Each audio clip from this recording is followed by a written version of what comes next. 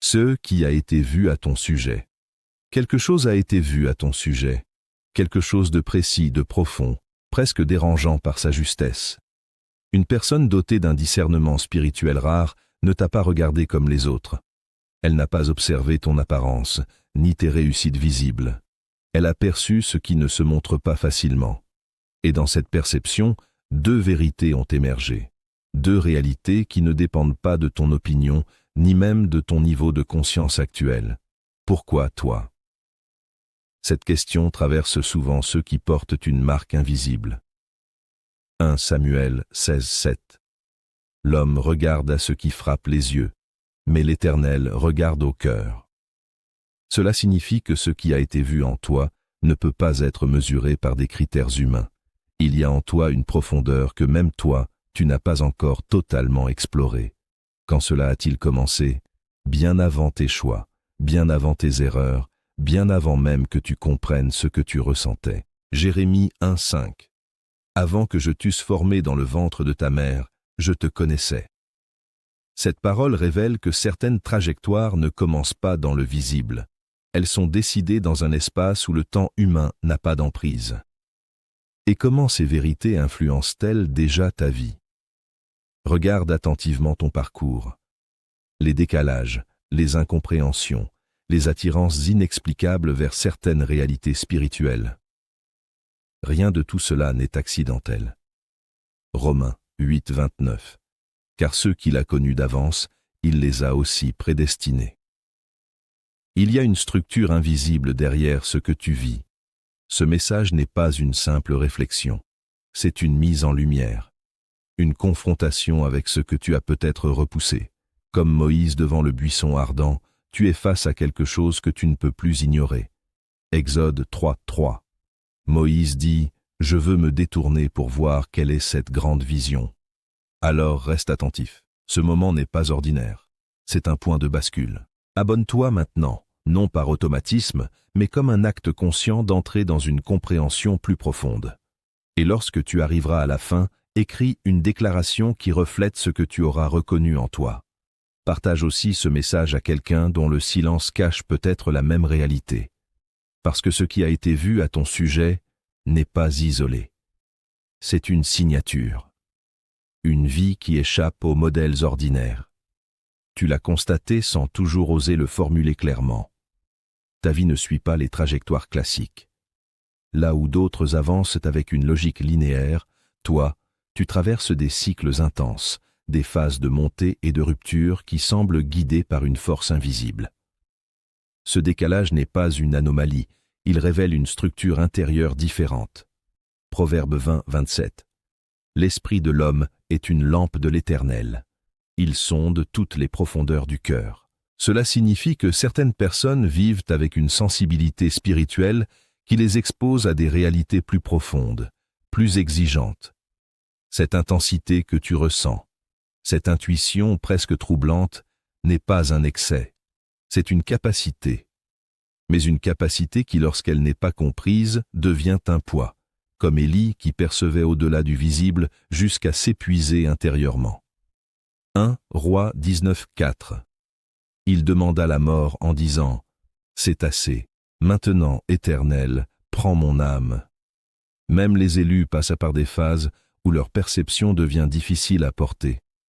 Et dans ce parcours, tu as souvent été mal compris, rejeté non pas pour ce que tu faisais, mais pour ce que tu dégages. Jean 1:5. La lumière luit dans les ténèbres, et les ténèbres ne l'ont point reçue. Ce rejet n'est pas toujours conscient chez les autres, mais il est réel.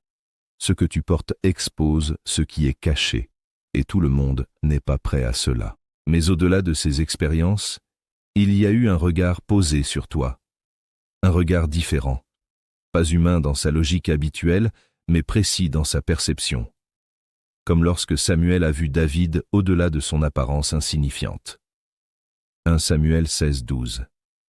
L'Éternel dit à Samuel, « Lève-toi, oins-le, car c'est lui. » Ce type de discernement ne se trompe pas. Il ne s'arrête pas à ce que tu montres, il capte ce que tu es. Et ce qui a été perçu à ton sujet dépasse les simples observations. Deux vérités ont été identifiées. La première éclaire tes souffrances, non comme des échecs, mais comme des processus. Romains 5, 3, 4. La tribulation produit la persévérance la victoire dans l'épreuve. Rien de ce que tu as traversé n'était inutile. La seconde est plus exigeante. Elle révèle que tu ne pourras jamais rentrer complètement dans les normes ordinaires. Comme Jérémie, appelé à parler différemment, à vivre différemment. Jérémie 20, 9. Il y a dans mon cœur comme un feu brûlant. Ce feu ne s'éteint pas, il oblige à sortir des cadres. Aujourd'hui, si ces vérités remontent, ce n'est pas par hasard, c'est un moment précis. Ecclésiaste 3, 1. Il y a un temps pour toute chose. Et ce temps, c'est maintenant. L'autorité que tu n'as pas encore acceptée. Voici la première vérité qui a été révélée à ton sujet. Tu portes une autorité spirituelle que tu n'as jamais pleinement reconnue. Ce n'est pas une idée symbolique, c'est une réalité qui influence déjà ton environnement. Depuis longtemps, tu réduis ce que tu ressens à une simple sensibilité émotionnelle. Tu l'as appelée intuition, hasard, impression passagère. Mais en réalité, ce que tu vis est une perception active du monde invisible. Hébreux 5, 14. La nourriture solide est pour les hommes faits, pour ceux dont le jugement est exercé par l'usage à discerner ce qui est bien et ce qui est mal. Ce discernement ne s'invente pas, il se manifeste. Genèse 1, 11, 12. Puis Dieu dit que la terre produise de la verdure, de l'herbe portant de la semence, des arbres fruitiers donnant du fruit selon leur espèce. Ce principe est fondamental. Tu produis selon ce que tu es. Et si ce que tu dégages est différent, c'est que ta nature ne correspond pas aux normes ordinaires, comme Samuel qui discernait la voix de Dieu dès son jeune âge sans la comprendre immédiatement. 1 Samuel 3, 10. L'Éternel vint et se présenta, et il appela comme les autres fois, « Samuel, Samuel » et Samuel répondit, « Parle, car ton serviteur écoute. » Il y a un moment où ce qui semblait flou devient une responsabilité. Mais la deuxième vérité est plus troublante. Ta vie est observée, non pas dans une logique humaine de contrôle, mais dans une dimension spirituelle où chaque progression compte. Job 1, 8. L'Éternel dit à Satan, « As-tu remarqué, mon serviteur Job ? Cela révèle que certaines vies sont visibles dans des sphères que la majorité ignore, non pas pour être exposées inutilement, mais parce qu'elles portent un enjeu. C'est pour cela que certaines personnes ressentent quelque chose en ta présence sans pouvoir l'expliquer. Luc 8, 46. Quelqu'un m'a touché, car j'ai connu qu'une force était sortie de moi. Même sans parole, ce que tu portes agit. Cela attire, cela dérange, cela révèle. D'autres s'éloignent sans raison apparente. Jean 15, 19. Si vous étiez du monde, le monde aimerait ce qui est à lui. Mais parce que vous n'êtes pas du monde, le monde vous hait. Ce rejet n'est pas personnel, il est structurel. Il y a une incompatibilité entre ce que tu es en train de devenir et ce que certains systèmes peuvent accepter. Et puis il y a ceux qui te combattent sans te connaître. Éphésiens 6, 12. Car nous n'avons pas à lutter contre la chair et le sang, mais contre les esprits méchants dans les lieux célestes. Le combat que tu ressens n'est pas toujours visible, mais il est réel. Ce que tu portes met en lumière ceux qui préfèrent rester cachés, comme Daniel, dont la prière a déclenché une réaction dans le monde spirituel avant même d'être visible sur terre. Daniel 10, 12, 13. Dès le premier jour où tu as eu à cœur de comprendre, tes paroles ont été entendues, et c'est à cause de tes paroles que je viens. Le chef du royaume de Perse m'a résisté. Cela signifie que ton évolution n'est pas isolée. Elle provoque des réponses. Alors pourquoi toi ? Parce que l'autorité que tu portes n'est pas neutre. Elle influence, elle expose, elle transforme. Mais tant que tu continues à la minimiser, elle reste instable, difficile à canaliser. Luc 12, 48. On demandera beaucoup à qui l'on a beaucoup donné. Cette parole ne condamne pas, elle éclaire une responsabilité. Ce moment est donc un appel à l'éveil. Non pas à devenir quelqu'un d'autre, mais à reconnaître ce que tu es déjà. Comme Paul sur le chemin de Damas, confronté à une vérité qu'il ne pouvait plus ignorer. Actes 9, 3, 4. Tout à coup, une lumière venant du ciel resplendit autour de lui, et il entendit une voix. Il y a des instants où la compréhension ne peut plus être reportée. Ce que tu portes dérange ce qui est caché, parce que cela a été conçu pour révéler. Matthieu 5, 14. Vous êtes la lumière du monde, et la lumière ne négocie pas avec l'obscurité. Elle la rend visible. Ce que tu vas découvrir maintenant dépasse une simple compréhension intellectuelle. C'est une progression intérieure, une montée graduelle vers une vérité qui ne dépend plus de ton acceptation, mais de ton alignement. Tout a commencé bien avant que tu mettes des mots sur ce que tu ressentais. Il y avait déjà une différence. Une perception inhabituelle, une capacité à observer, à ressentir, à comprendre sans explication logique. Cette marque n'était pas visible extérieurement, mais elle influençait déjà ta manière de réagir, de choisir, de voir le monde.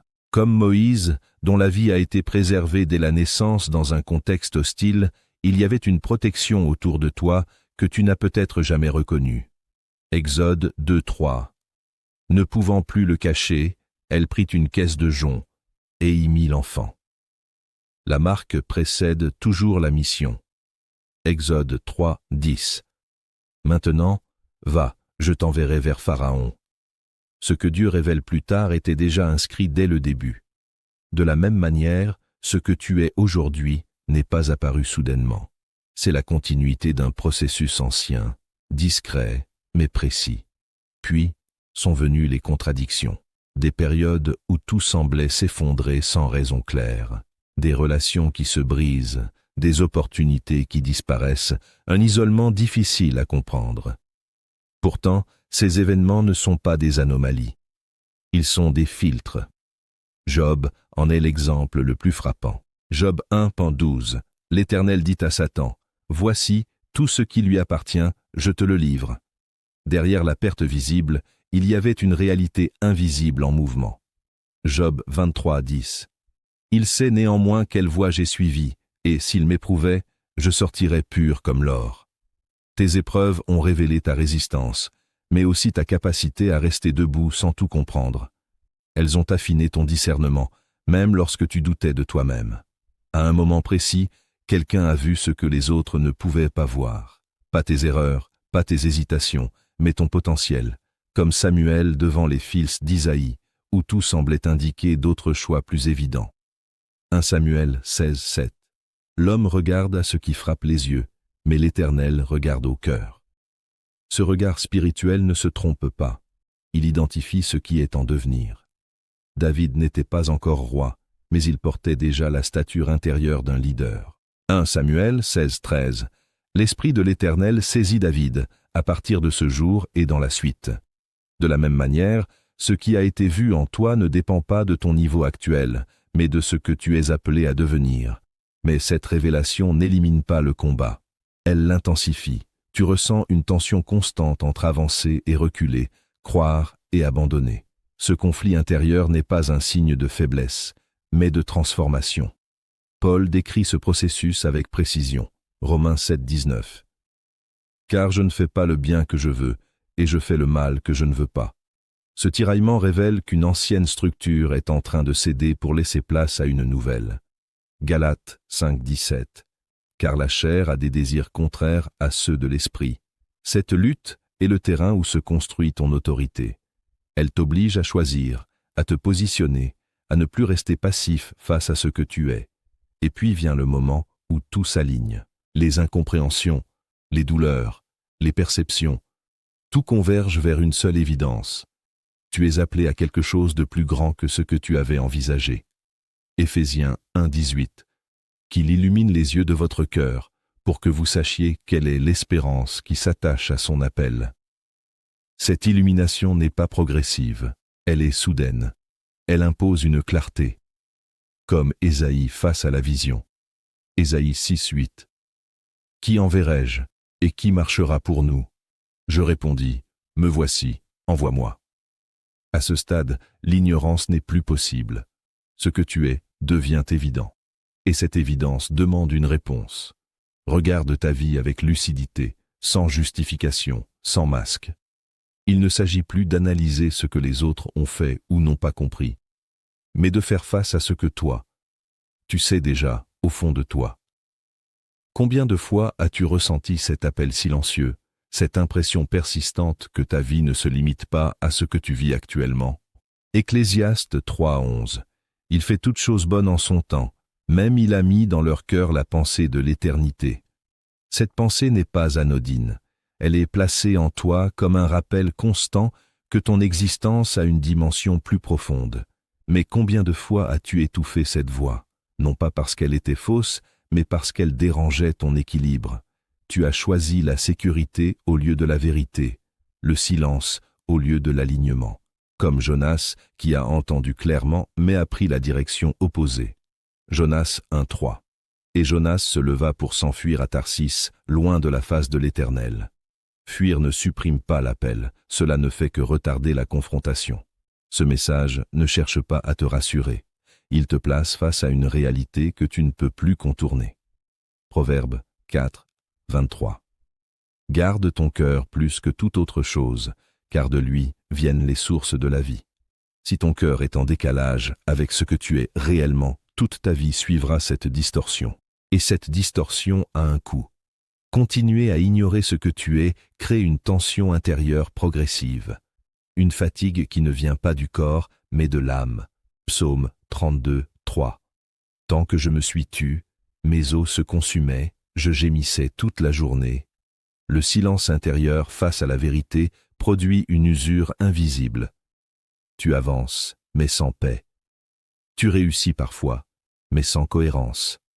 L'introspection que tu es en train de faire n'est pas un exercice passif. C'est une confrontation directe avec ton identité. 2 Corinthiens 13:5. Examinez-vous vous-même pour savoir si vous êtes dans la foi. Cet examen demande du courage, car il ne confirme pas toujours ce que tu veux entendre. Il révèle ce que tu évites. Et au fond, tu sais déjà. Tu sais que certaines décisions que tu repousses sont essentielles.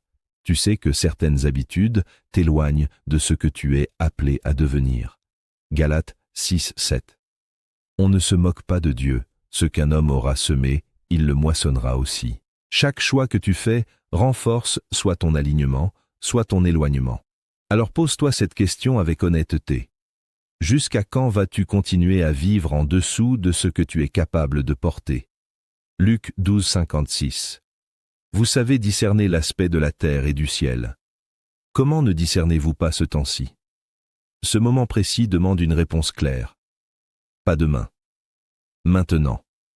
L'histoire spirituelle n'est pas remplie d'hommes parfaits, mais d'hommes appelés qui ont d'abord résisté. Ce que tu vis n'est donc pas isolé. Il s'inscrit dans un modèle ancien, profond, presque constant. Moïse doutait ouvertement de sa capacité à accomplir ce qui lui était demandé. Exode 4:10.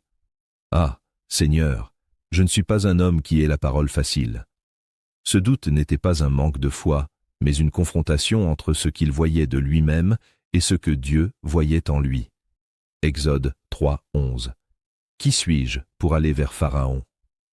Cette question, tu te l'es posée aussi. Elle marque le point de friction entre l'appel et l'identité actuelle.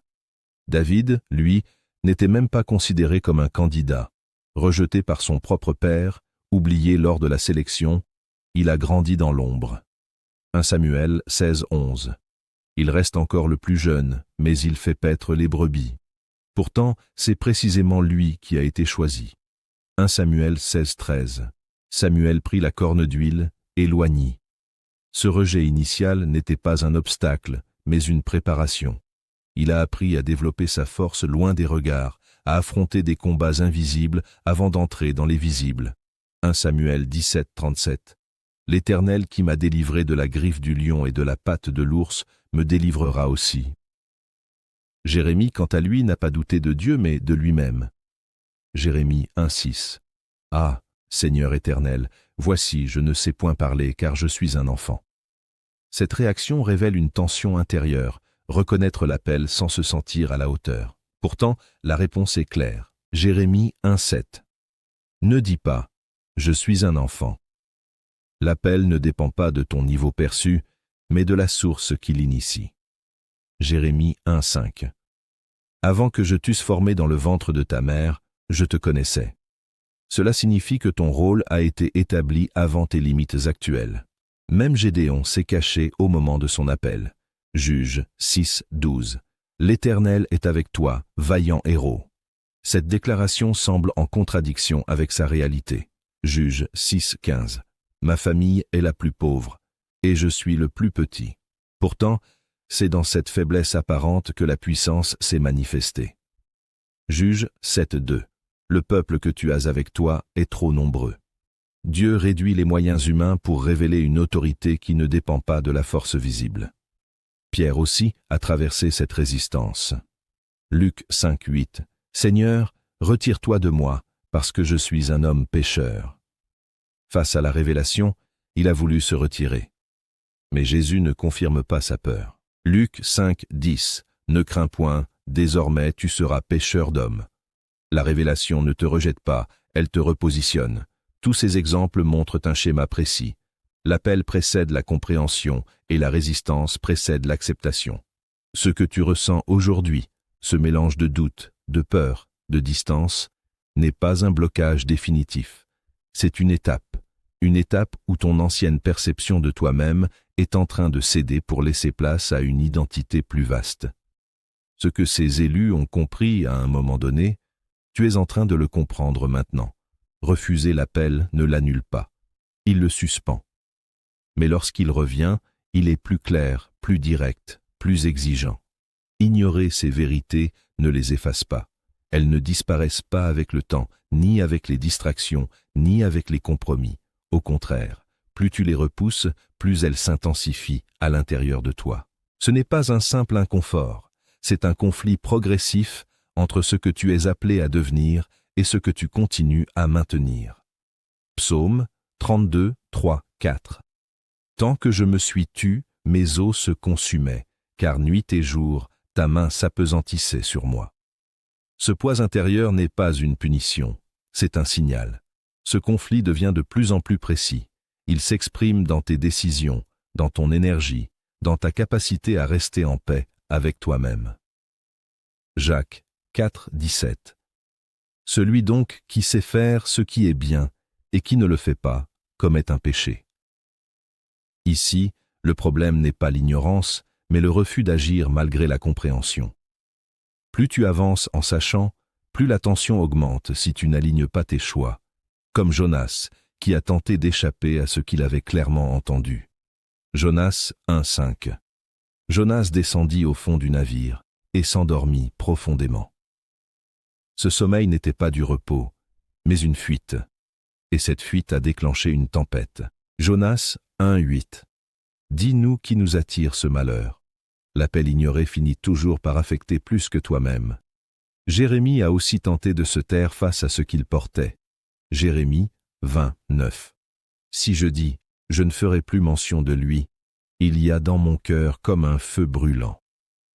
Ce feu intérieur ne te laisse pas en paix tant que tu refuses de l'exprimer. Il ne détruit pas, mais il consume les résistances. Cette urgence n'est pas extérieure, elle est intérieure. Luc 12, 49. Je suis venu jeter un feu sur la terre. Ce feu représente une séparation, une clarification. Il t'amène à choisir entre rester dans une version réduite de toi-même ou entrer dans ce que tu es réellement. Et ce choix ne peut pas être reporté indéfiniment. Hébreux 3, 15.